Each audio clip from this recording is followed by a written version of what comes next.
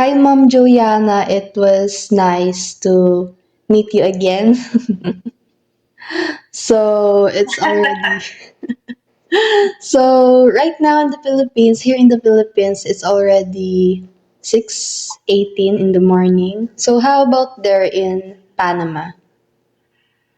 Um, okay, it's afternoon here in Panama. Almost six. Let me check a bit. Yes, almost 5:30. Oh, okay. Almost 5:30. And well, I'm all right here chatting with you. This opportunity and in an interview that you have about learning and teaching English as a second language.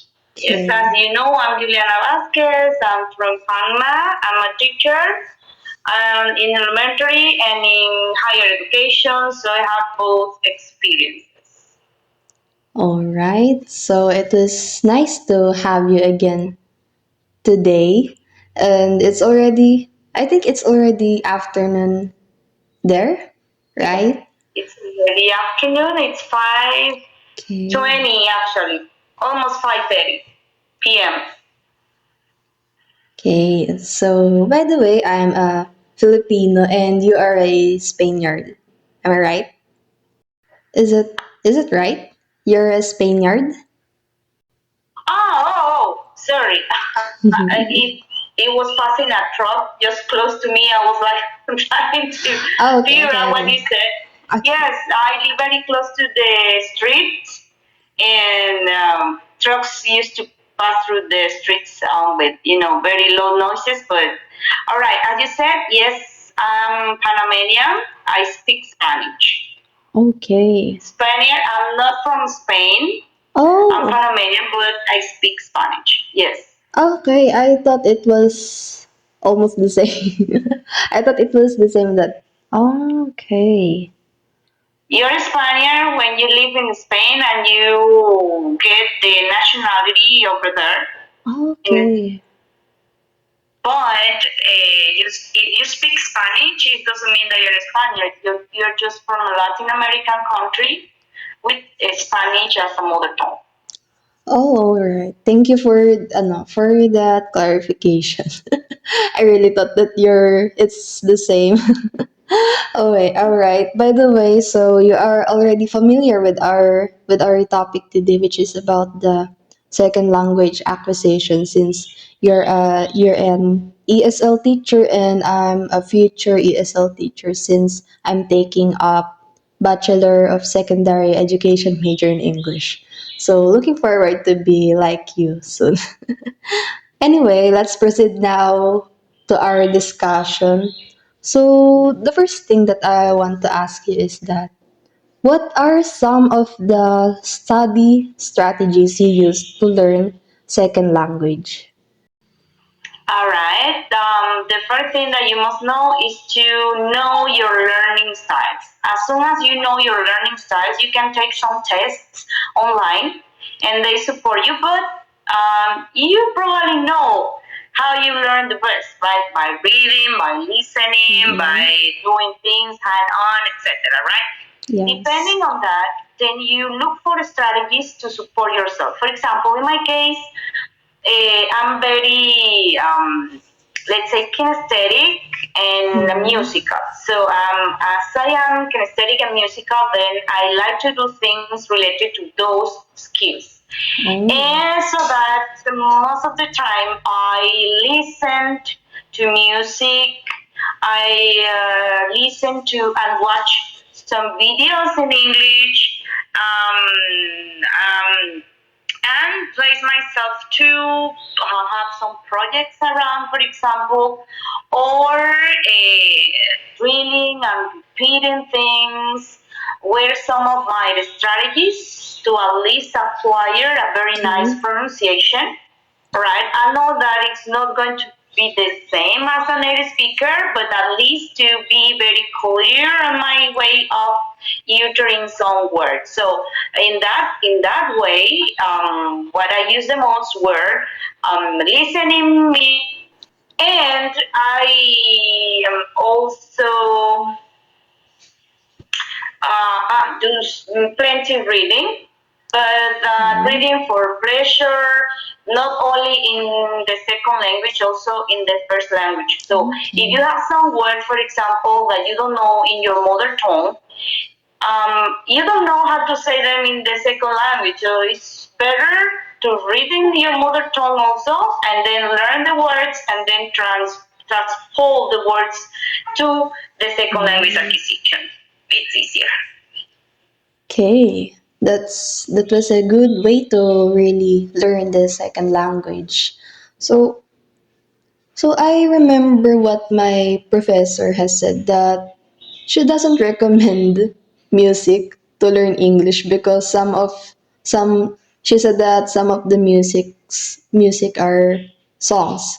Some of the songs are gra- grammatically error. She That's said that. true.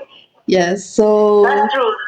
You have some grammatical errors, but when you are learning, then you notice that later oh, that those okay. are grammar errors and that you cannot do or you shouldn't use them anymore. But it's good to learn Mm, and it's good to see how others express, even in songs. yes. So that was good. So how does your native language characteristics influence your second language development? Mm-hmm. All right. My second language is Spanish, and the same as in other languages, there are specific phonemes, I mean sounds, that they are not present in my, let's say, phonological chart in Oh, Spanish. But in English, they do.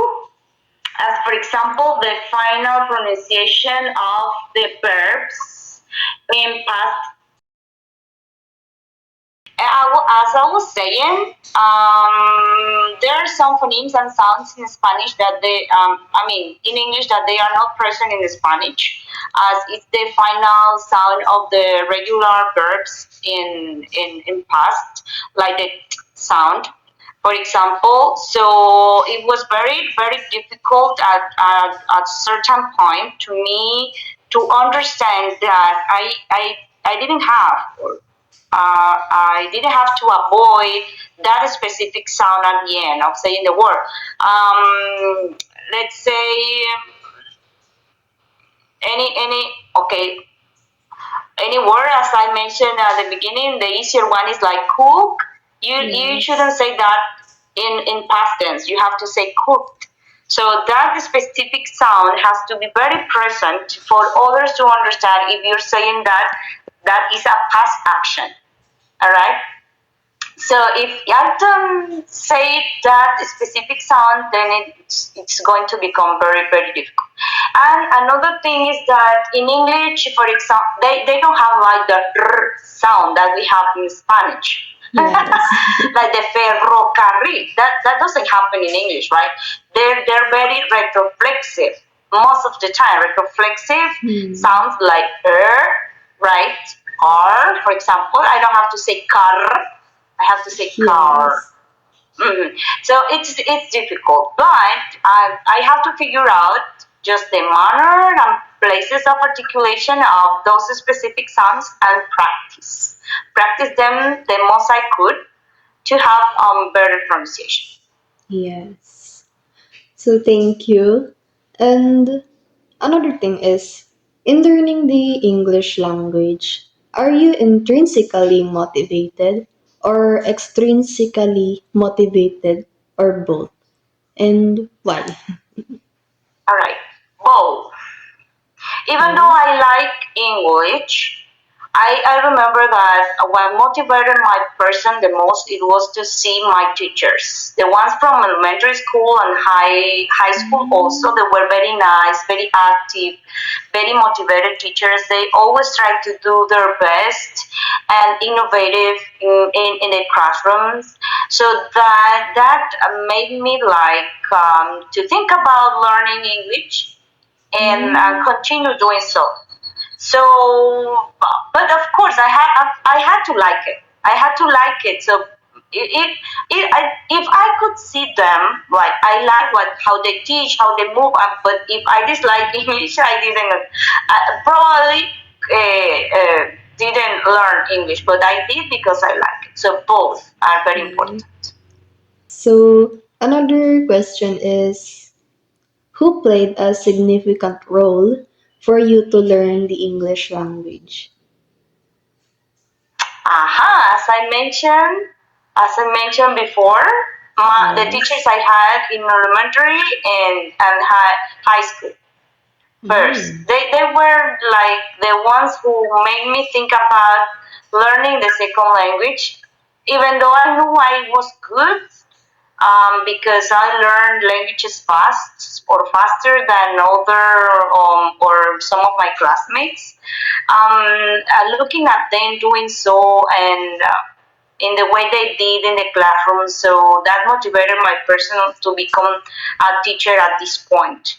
Mm. And actually, it was not my first option. I was very scientific person. I Mm. decided to study a scientific career. Actually, it was medical technician. I guess those that study blood and bacteria and things in the Okay. laboratories. So I was going to be that kind of person. But the second option, when I was tested to go to the university, it was languages. And as I knew that I had that skill, and I like the way my teachers did in their classroom, so I like it, and I took it. Now Okay. I became a teacher. So they play a very significant role. More more Mm. than knowing that it's very important for professional development. Yes. Mhm. Thank you for that answer. Another thing is, are you struggling with language barriers within the classroom? How will you overcome it? Yes, I struggle, and I'm still, but sometimes. But when Mm. I started learning English, I struggled the most with idiomatic expressions, Yes. slang, proverbs, sayings, slang, proverbs, sayings, idioms. They are not the same as we think they are. We cannot translate them literally. Like, for example, you are the apple of my eye. Mm. So imagine you're the apple of my eye, and then you think, okay, I have an apple of my in my eye. How is that? But it doesn't mean that. It means something else that you are very special for me, right? Or that another very common idiomatic expression that is training cats and dogs. How can you translate it literally? Like, okay, it rains cats and dogs, so animals from the sky, or what is it? But it is not like that. It means that it's raining pretty hard. Yes. Okay. Or if someone says, "Oh, I came I came for visiting. I was visiting X person because her uncle kicked the bucket." So, kicked the bucket. What happened? Maybe the person had an injury, but it doesn't mean that. It means that the person passed away, right? So Yes. those are barriers that if you don't know the meaning of them, it can become like a noise in Mm-mm. communication. Yes. And you have to guess the context of the situation to understand what the person speaking to you means. That is one of the barriers. And second, maybe culture. Culture plays a significant role in their learning a language because there are some things that you can't do in other countries, even though you speak in English and you know that most Americans, for example, they shake hands. Uh-huh. Yes. When they are doing some business or when they are meeting each other for the first time or any time, but you know that doing so in Japan it's rude, or maybe in Mm. other country. How about Philippines? It's okay to shake hands in Philippines, or cheek or double cheek kiss like in Russia. No, We it's shake not the same. hands. Yes, we shake hands, and also wait, what do you call this? Mano. Like you will. Okay. Okay. Yes, but you can do that in Japan or in any Arabic country. It's Mm, an offense. All right. So that's a language barrier, and it happens. Even though you know speaking English, you should know other cultures before you move to those countries or visit those countries. yes. So may I ask, would you recommend AI tools for English fluency? Why or why not? If I recommend, what do I recommend for English fluency? Um, I recommend number one, speaking with your partners in the class. Yes. That's the first option. You must do it. There's not an option. You must do it. Yes. Avoid using your mother tongue in the classroom because that's the only space in where you can practice your English. Maybe Yeah. back home, your family members they don't speak in English. You are a very lucky person if you have someone else who speaks in English in your house. But it's not the same situation in all the houses in the Philippines, right? So if Yes. that's not your case, so speak the most with your teacher and partners in the classroom at least. If not, do it in the whole university. If you meet with your partners in the cafeteria, speak in English there because that's a different way to say words, technical words. If you meet them in the backyard, so speak with them in the backyard while you are in the university. If you are at the library, speak in English with them in the library. You're using different vocabulary. All right? Yes. Anywhere you are. And if someone says like, oh, why are they speaking in English? If you are here in the Philippines, all right, come on, this is not America. All right, and Yes. they see you like you're a crazy person. Come on, I'm studying English. What are you supposed me to do? I'm learning English, so I have to practice. I don't Yes. care what you think right now. Outside the world, outside the university, okay, I will speak in Filipino, maybe, or any other mother tongue that you have. Or in formal situations in where you meet like a person that speaks in Spanish, then you politely switch to Spanish because you know that the person is not going to understand, and that's very formal. But if you are around your partners, speak in English with them and your teacher.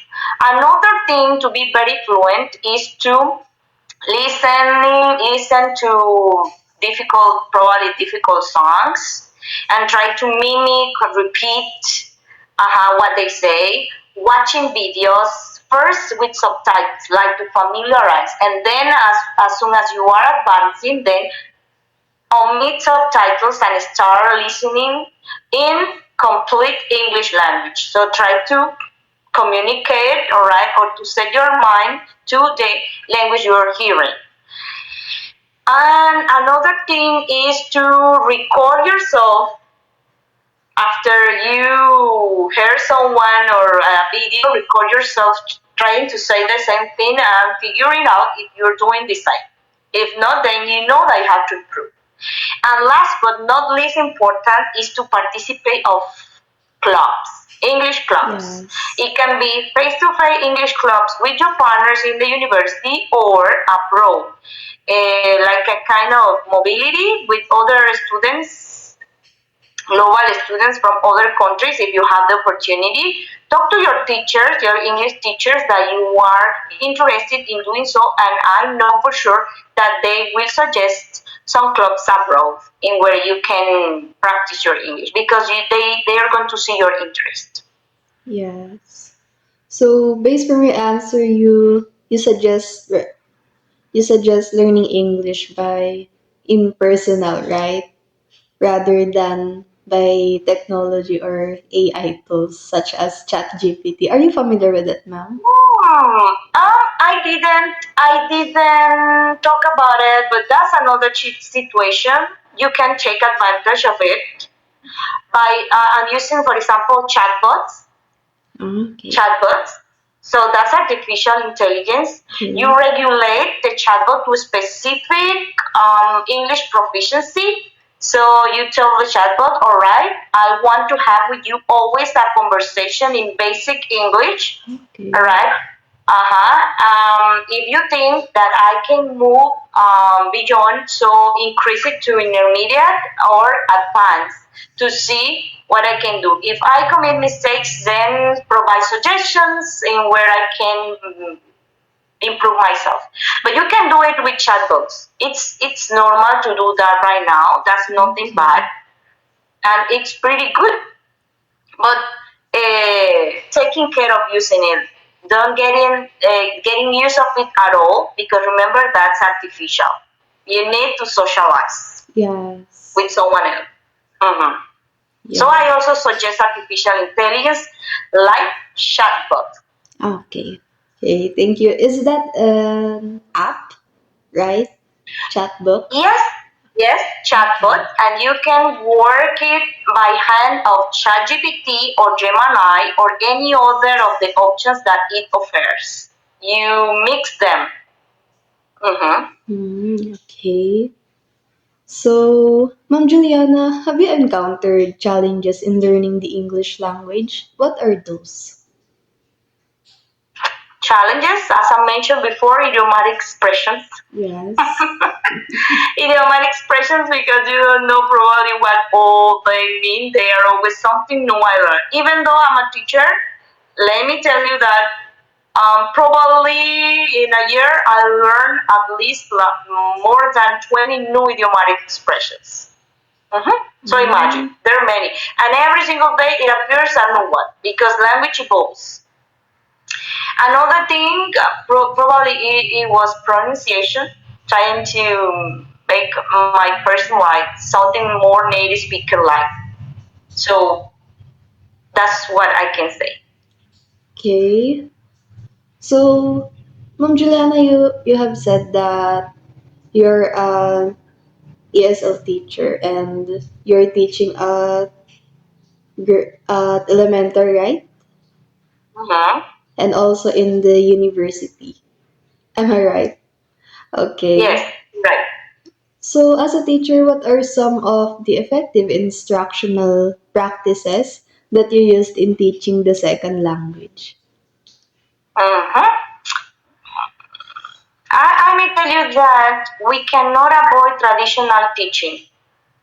So all Okay. of the old methods where we got the basics like suggestopedia, communicative grammar, the grammar method, natural method, data method, indirect method, all those are important. You're going to use it in a specific time in your class, but try to make or mix them with constructive or constructivism or those methods in which your students can construct their own ideas and follow their own path of learning. For example, task-based projects in where they can scaffold the way they learn, and at the end they are going to have a result Okay. in where they work for it. Also, communicative grammar is important, like how to use the grammar that you learn in real life situations. Okay. Uh-huh. Real life situations. By role playing after learning that grammatical structure, for example, or first role playing and then learning what is the grammatical um, structure that you learned while speaking, for example. And also another very method I have used is tutoring, like having my students to tutor someone else. I didn't Mm. mention it before, but there is a triangle in the way that you learn. And at the top of the triangle, it says that people learn the most by teaching to others, Okay. because you have to prepare yourself first, and then as well as you transmit the idea to someone else, it means that you are going to internalize the information more than the another person, so the percentage of learning increases. So I have Okay. applied it. It was a program, an extensive program in where I investigate how it worked, and it was very effective. My students said that they learn a lot with their their tutors, because they felt very familiar with their tutors, and actually the tutors were the higher level students. For example, freshmen receive the support of the third level or fourth level students, and or first and second receive them, and so they support each other.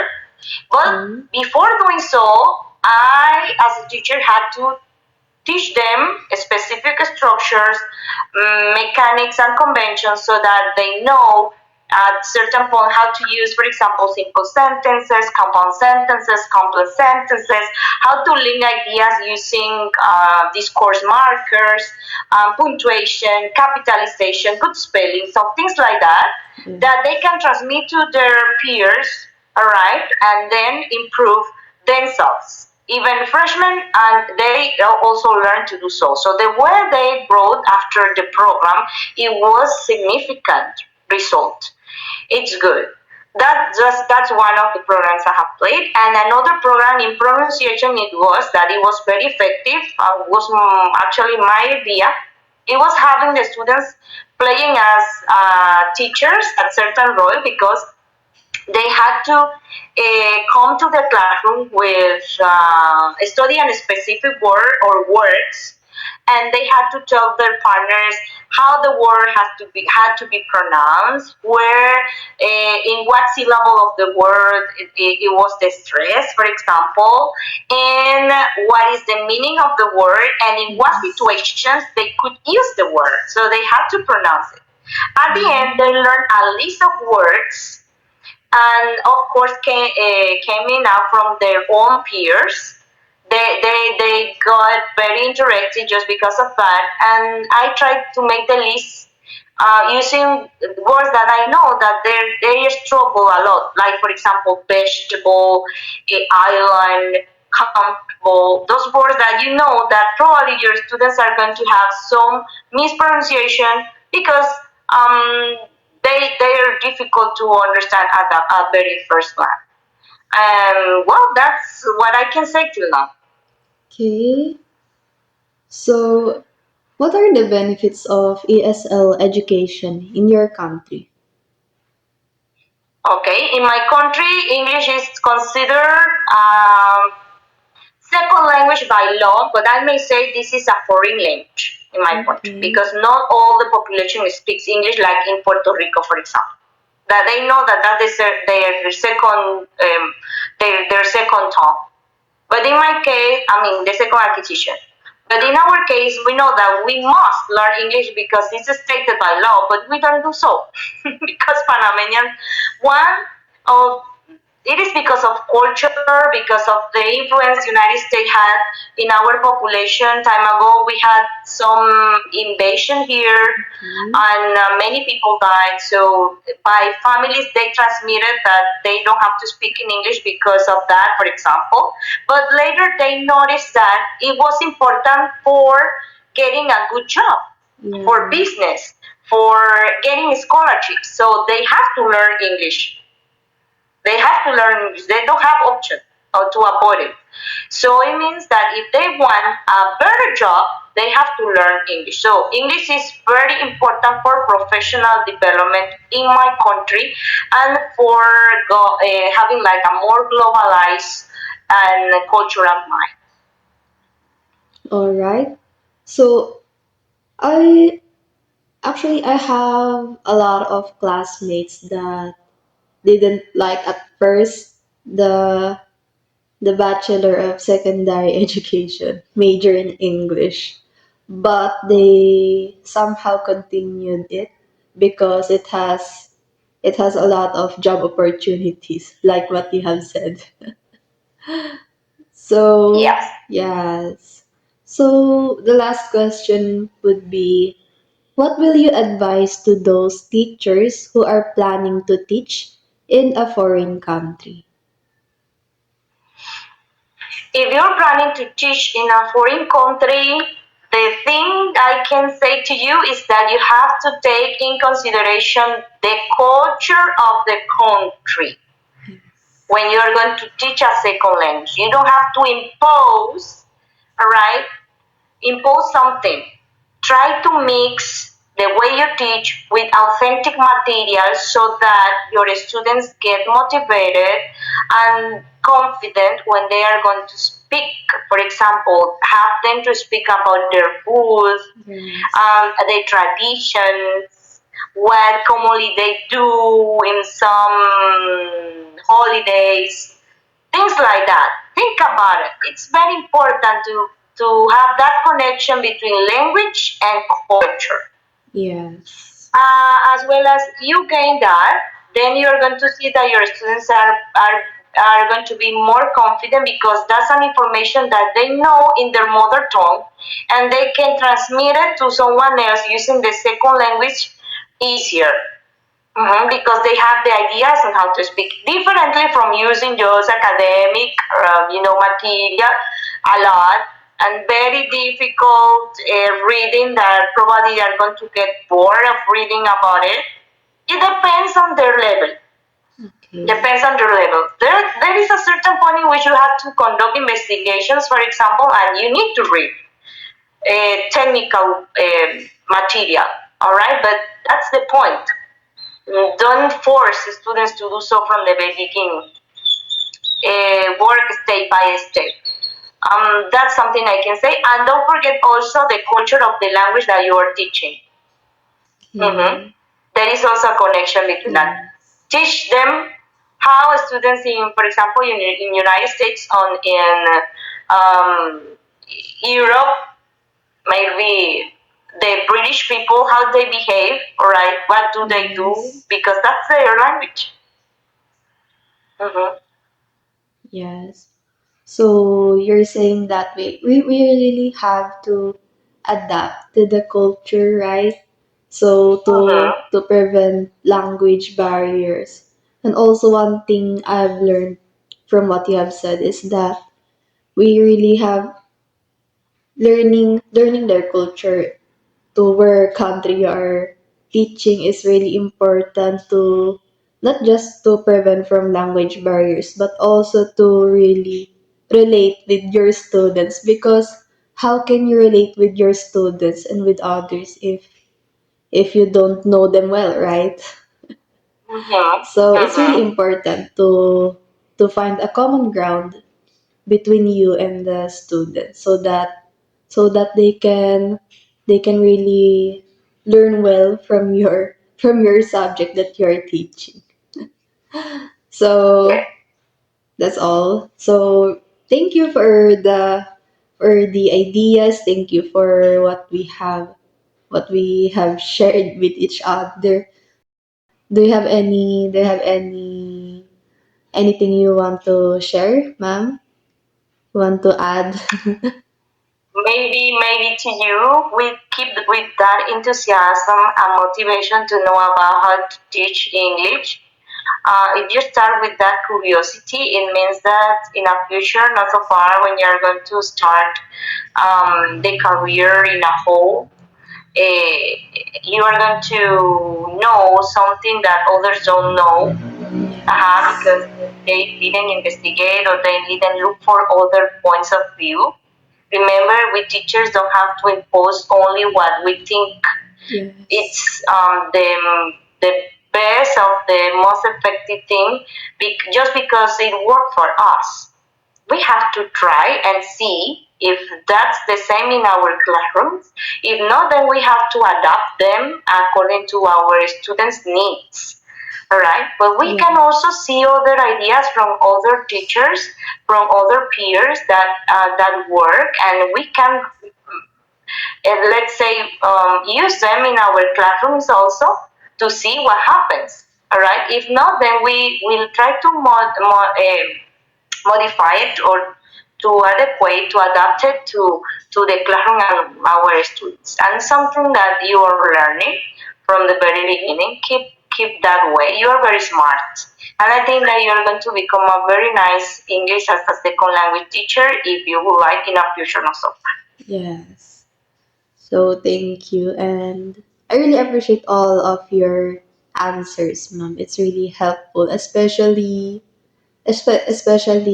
what my professor said to us that this this interview with the foreign teacher will really help for our thesis, for our research about our major. So that's all, ma'am, and thank you so much for your time.